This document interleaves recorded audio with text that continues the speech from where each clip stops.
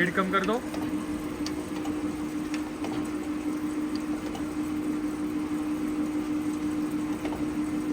ठीक है, बढ़ा दो। व्हील लाइट चालू करो।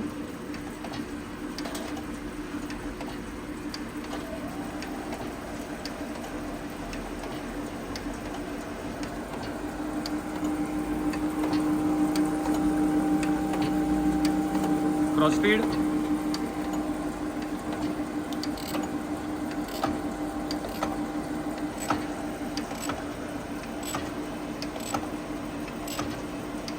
रिवर्स।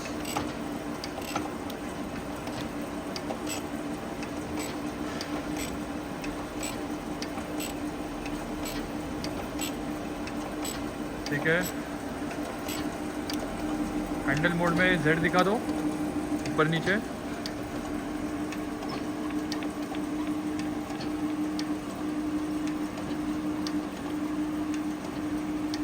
ठीक है, माइक्रो फीड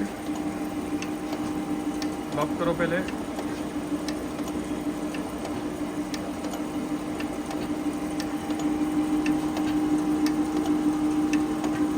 रिवर्स।